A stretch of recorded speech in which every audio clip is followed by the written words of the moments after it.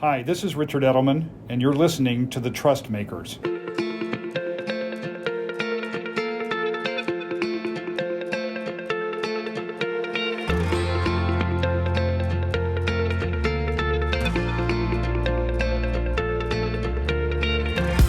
I'm Richard Edelman, and I'm with Scott Galloway, longtime pal. He's a professor at NYU and a tech entrepreneur, and we're here to talk about brands and politics.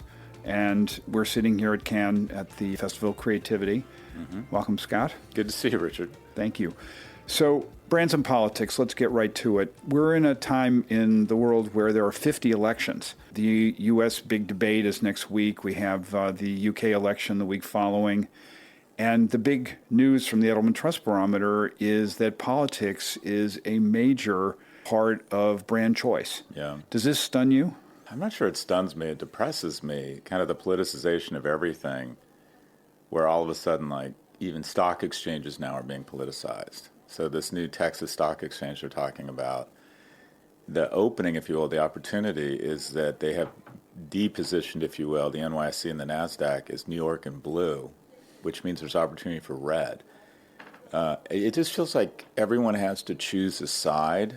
You know, there's sort of the politicization and the financialization of just everything. Everything is about money and politics, and it's forcing us into us and them. And I think it just leads to the divisiveness and the polarization. So, surprised, not really. It's happened slowly but surely. Disappointed, yeah. The thing that really got me a week ago was when Caitlin Clark was left off of the U.S. women's Olympic basketball team, and all of a sudden that was weaponized by the right on the basis that, oh, of course she's a white girl and that's why she wasn't selected. She's a kid. She's just come out of University of Iowa. She's exceptional. But she was the first one to say, that's ridiculous. Yeah. Well, even remember, I forget about the bridge was it in Baltimore, the bridge that collapsed, or immediately it was, well, that's because of DEI. And he's a DEI mayor. Yeah, and you would have never thought of putting a layer of politics on some of the things it's been layered on. Everybody sees now opportunity to try and embarrass the other side as opposed to move to solutions. There used to be sort of at some point we put our politics aside and move to action. And now there's total inaction, and it's just all about politics. I think it's really unproductive. 2 or 3 stats from our Trust Barometer stand out to me. One, that 80% of respondents across 15 countries believe that brands are acting in a political way, which means they're picking social channels or they're picking influencers, for example, and that's inherently political. That nearly 2/3 of them are making decisions about brands in part based on the politics because ideology has somehow become identity. And the third stat that amazed me was 80% say, I will not buy brands from a specific country. So nationalism has really entered the fray. To be clear, I think a lot of companies and brands walked into it. I think if a company is really committed to a cause and its employees and its stakeholders are committed to it, fine. You know, I feel like brands who embrace the left are virtue signaling and want to take the moral high ground, and brands on the right want to show some sort of leadership and no-nonsense kind of like courage. And the reality is they're not doing either of those things. Personally, I think companies should just come out and say, we're here to make money, and we're here to provide economic security for our shareholders and our employees. And so I think a lot of brands and companies kind of walked into this mess.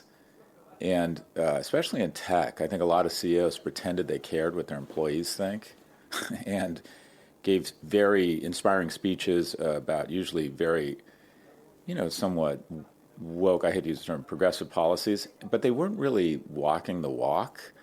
So when I sit on boards of companies, I'm mostly like, why are we even wading into these waters? That's not why people come to us. They come to us to buy, a great outfit. We're Urban Outfitters, right? They come to us to buy software.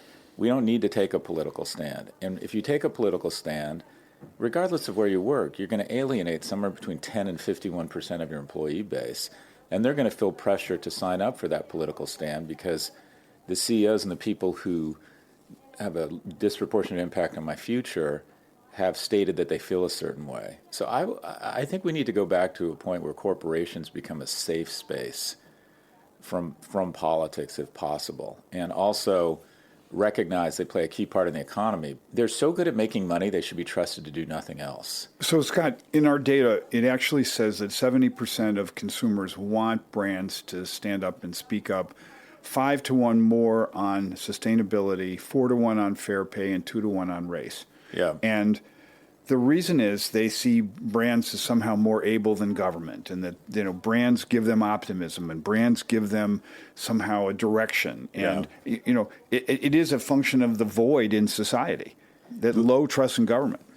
I think that makes sense, but I'll say why I don't think it's a good idea.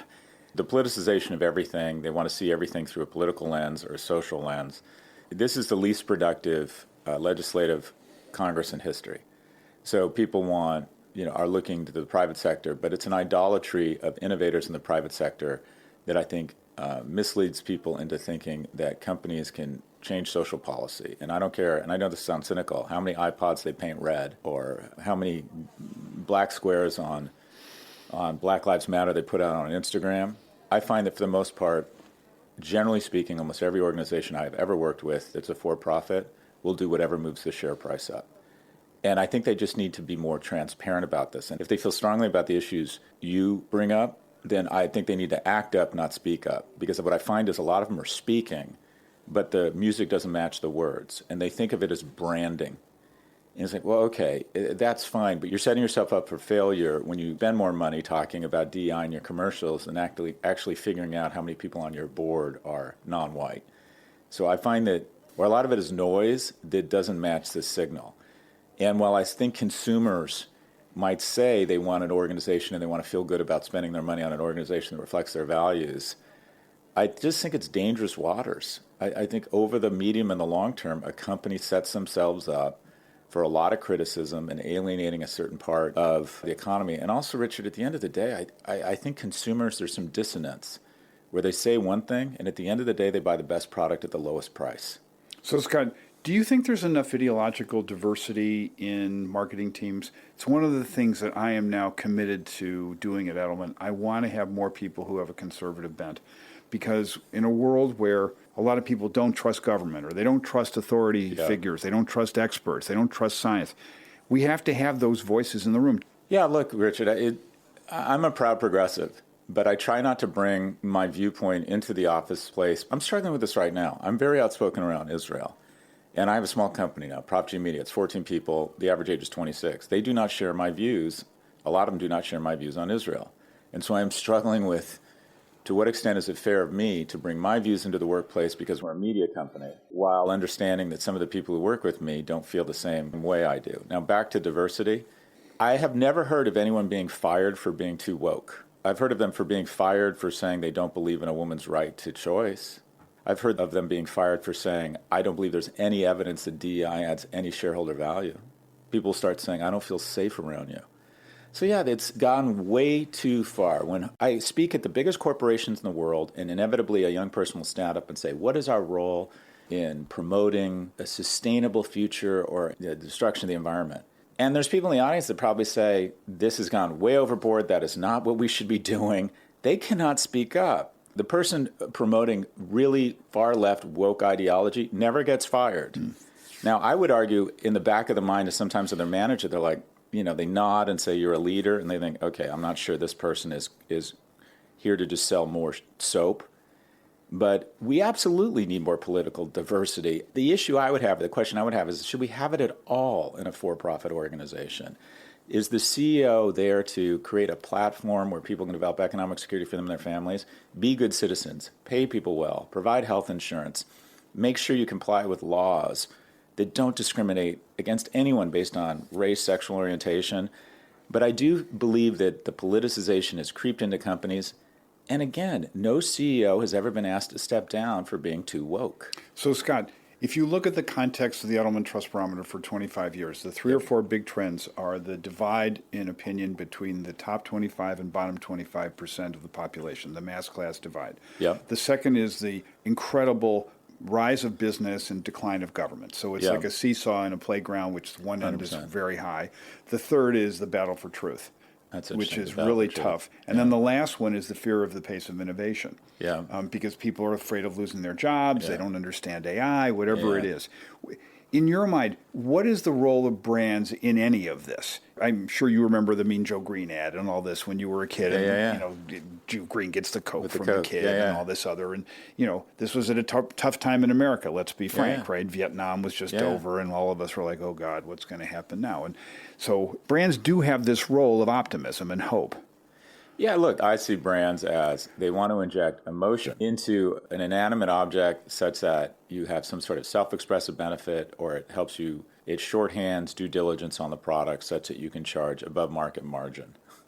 But I think it's shareholder driven. And I think you're taking risks when you start injecting anything political into the brand, because you're setting yourself up to, for one, warranted scrutiny, and that is, are you walking the walk? Are you really doing this? Mm-hmm.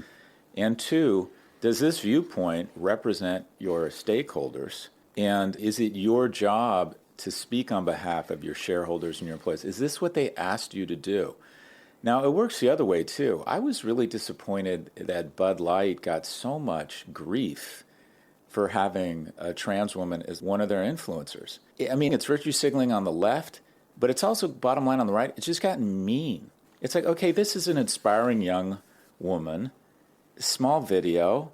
Why do you feel the need to go after this individual? I think AB InBev, which I think is a great company, I've done some work with them, I think they missed an opportunity to just say, she's a wonderful young woman, she's an influencer, we stand behind her and what she did, and then not bring it up again. They weren't talking about trans rights, they were talking about someone who has a following that they appreciate and they admire. So while the far left, I think, has tried to seize the moral high ground, and that's dangerous waters, the far right seems to weigh into these companies, and it just feels mean when they go after these companies for what they're doing. It's like, come on, do you really need... It's one thing to say to a company, you shouldn't be in this business. It's another thing to start going after people and making special interest groups, attacking them and feel bad about them. So, I just go back to, why are we letting politics at all and social policy inject into organizations? And the dangerous thing about it is this notion that brands and business can solve these problems because we trust them more than government is incredibly dangerous. Because at the end of the day, the government, they're elected by us, right. They have the ability to do stuff, they're supposed to get these things done. And if you're waiting for the better angels of CEOs to show up and change the world for the positive, don't hold your breath. That's not what they're there for. But Scott, here's the thing. I think in the case that you mentioned, it was a symbol. It was a moment. It was an opportunity to make a point. Agreed. Which is, you've betrayed the core customer. We feel let down. And I do believe the yellow lines for brands have narrowed. And that one way or another, we've got to defend the core market and then try to have incrementals around. But I do want to talk to you about this nationalism issue. Do you think that brands that are multinational now really have to worry about the rise of national brands? I mean, in our data, 75% of those in Saudi and the UAE and Indonesia say, I'm much more buying local brands as a statement of who I am. Yeah. One of the benefits of a brand is self-expressive benefit. I'm wearing a Panerai because I think it's Italian masculinity, but it's rooted in nationalism. And sometimes that can be a feature. I think people wanting to buy domestic brands, I don't know, I understand that. And also, we benefit in America. American tech has a halo of positive, French wine and cheese, Japanese cars. These national brands are really, really powerful. I think any sort of nationalism is a bit dangerous, but I remember picking up a woman for a date in high school, and her father, a Vietnam vet, saying, I don't let my daughter drive in Japanese cars. I mean, this, granted, I'm dating myself. This is it's actually early 80s. I'm not that old, and I thought that just seems strange and outdated. But it's weird that we're circling back to that. In most cases, it's positive, right? In most cases, national identity, Canadian maple syrup, whatever it is, American media. These national brands serve as good halos. But nationalism as a whole, it's not being used, unfortunately, for national pride or to identify the quality of a product. It's being used, again, to further divide us and wedge us. I'm just disappointed, and it all comes back for me, Richard, to mostly online discourse. And that is, the algorithms have figured out that it used to be that sex sells. Now it's rage that sells. And so people are now spending more and more of their time in a medium where the algorithms have figured out if they can find a wedge issue to pit you against me, it'll keep us engaged and they can sell more Nissan ads. And politics engenders Ultimate rage. wedge issue. Again, a stat from the study. 60% of Gen Z believe if you say nothing that you're complicit, that you somehow are in agreement with whatever the allegation is about your company or your brand or whatever. It is a big risk to just let the storm pass. So I think brands have to walk into this world and say, okay, we understand there are red states and blue states, or that there's China versus U.S. or whatever, and make themselves multi-local and show somehow that they are part of, they have local influencers, or they have local, donation to community or something, local jobs. Again, Richard, I would argue that, I'll use the term consumer dissonance, where people say one thing and act another. I think at the end of the day, people will buy the best product at the lowest price. And they'll talk a lot about made in America and being pro-union and making, buying dolphin-safe tuna. I think that those issues are overstated in terms of actual consumer behavior. I think if a company is accused of something, they have a responsibility to respond. But my advice on when I've been on 7 public company boards now, unless there's some veracity to the accusation, that we, for the most part, should just stay out of it. And I think a lot of times companies weighing into social issues, I think it's narcissism. I think it's the CEO deciding that they are an unelected political leader. And my sense is, and I have a very sort of capitalist Darwinian mentality, you're here to take in inputs, add value, produce more inputs, and create economic value for you and your shareholders. And I think a lot of this is ego kind of gone crazy, that no one asked you to issue your viewpoint on this. If people recognize that, okay, you're Nike and 40% of your customer base and 60% of your revenue comes from non-whites, and you don't have any non-whites on your board of directors, that is a fair accusation, and they should respond to it with action. Great. A commercial with Collar and Kaepernick, smart thing to do, social policy. They did the math. 2/3 of their consumer base is people under the age of 30. Nobody under the age of 30 thinks America is getting race relations correct. So the people who went out and burned their Nikes, that was probably their first pair of Nikes. It was a smart move financially, but also, okay, how diverse is your board? So I just think I'm always about, rather than signaling or branding, how do we want to behave? And word gets out now. There's so many methods of weapons of mass diligence, whether it's Glassdoor, or employees going on background. If you're doing the right thing, word will get out. But I would question some of that data, Richard. I actually think some of it is in itself a little bit misleading, because I don't see that consumers are behaving that way with their pocketbooks. Listen, again, this is the I say this, I do this. Yeah. It's fair. So where are you about purpose and about ESG? Are these phrasing issues or are these reality issues? Do you think brands do well with purpose, or do you think that companies do well with ESG, or you're nervous? I think it's mostly bullshit. I think your job as a private company is to create shareholder value and economic value for your shareholders and your employees. You should be a good citizen. That's just good business. But as Apple is virtue signaling, they're locating in Ireland so they can engage in tax avoidance. I think we're wading into dangerous waters there. And the thing I really don't like about this is I think it's damaging, because people are under the impression that corporations are going to cool the planet, that corporations are going to promote the interests of special interest groups and people who have faced economic adversity or have been discriminated against. And I don't think that's true. I think we need laws passed. I think we need funding for transition to renewables. I think this is government's job. And private companies, their job is to create economic value. We have laws that are good laws protecting people against discrimination or unfair employment practice or unfair workplaces. But to think that we shouldn't have regulate, Ford would still be pouring mercury into the river, because if they didn't, it would put them at a cost advantage to General Motors and Chrysler. So we pass laws and we have an EPA. But generally speaking, I think this notion that we're expecting companies to fill this void is just really dumb. I think at the end of the day, they'll tell you what you want to hear, such that you buy more of their beer or their widget or their podcast microphone, and they're going to be totally focused on their actions in terms of getting more shareholder value, such that the CEO and his team can buy a second house in the Hamptons. And I know that's cynical, and it plays out every goddamn day. And because consumers believe that corporations can step into this void, we don't hold our elected leaders accountable to actually pass laws that enforce these noble ideas. Politics is clearly a new factor in the equation. We can't change this. This is a reality. People are looking at things through their ideology, and it's become their identity. And so if you're a brand, do you say, okay, this is part of my analysis? You know, I understand that explicitly I'm going to try and be a red state brand or a blue state brand, or I can do something that goes between. For example, the Modelo campaign that, you know, credits people for doing a good day's hard work and says, bravo, you know, and has a bunch of Latinos who are having a brew. To me, that's great. You know, that's I don't easy. see that as political, though. I think hard work and embracing Latin culture for a Latin brand, I just see that as good business and understanding your market. I don't see that as political. I mean, more and more of the Latin community is identifying as Republican now. I mean, it's still overwhelmingly Democratic. And much to my disappointment, more and more are identifying as Republicans.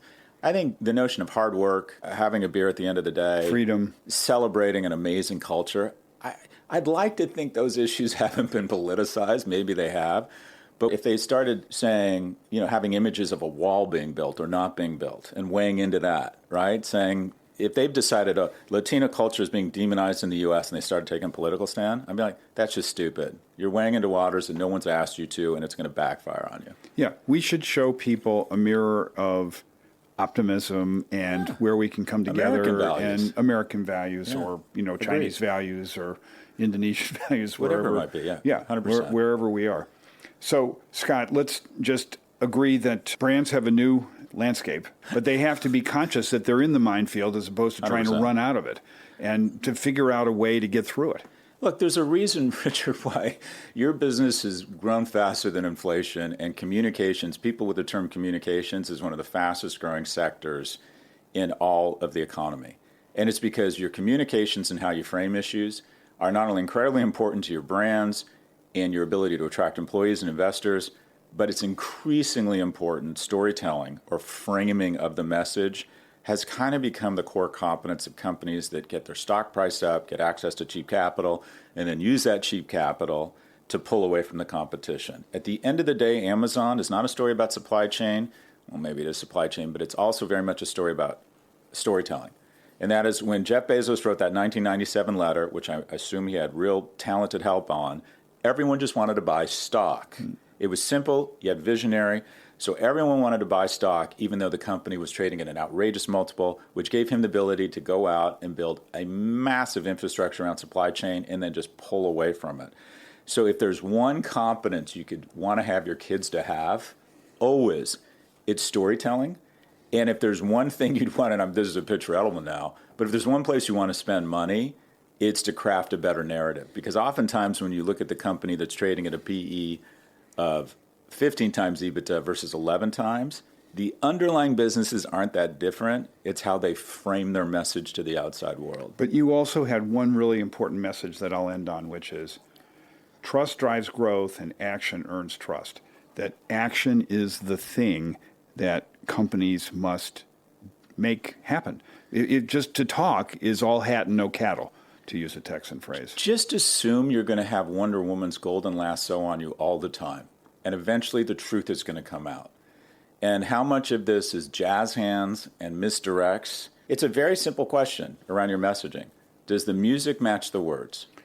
When price and quality are followed by trust as the third most important reason why people buy brands, it tells you everything. I think that's right. You know, do you deliver on what you say you're going to do? Are you a company that thinks thoughtfully about trying to be a good citizen, that you treat your employees well, that you don't cut corners, that your leadership is good people trying to do the right thing? I think all of that stuff bubbles up. But I think the notion that you're going to find an agency that's going to give people the impression that you are that way and your actions don't match that. But it's also fascinating in the communications world that you now have JWT, YNR, Gray, Wonderman, they're all on the scrap heap. And the ones that are growing are Edelman or Droga and people who are actually, in a different way, expressing the message, which is to do with action. The conglomerate model around we'll give you good, not great across everything and just try and hold on to the client. I mean, it's kind of hilarious where we are at I call it the we're still relevant conference. Meanwhile, the companies taking over and their beaches get bigger every year invite all of these agencies to their party as they slowly shoot them in the face. I just find the whole thing very ironic. And the thing I love about NVIDIA, they're not even here because they don't want to even pretend that they're being supportive of the media industry, because the reality is they're probably going to put a third of media planners out of business in the next 10 years. So they're not even trying to lie to these people and throw parties for them.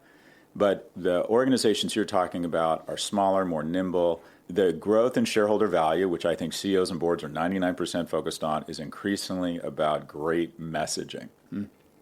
It's true, but it's also about doing something. 100%. So thanks for being on TrustMakers, and you and I will stay friends for another 30 years. I'd like that, and congrats on your success, Richard. Thank you, pal. Thank you for tuning into the TrustMakers, an Edelman podcast in partnership with Advertising Week, where we speak with leaders and other trust builders across institutions. See you next time.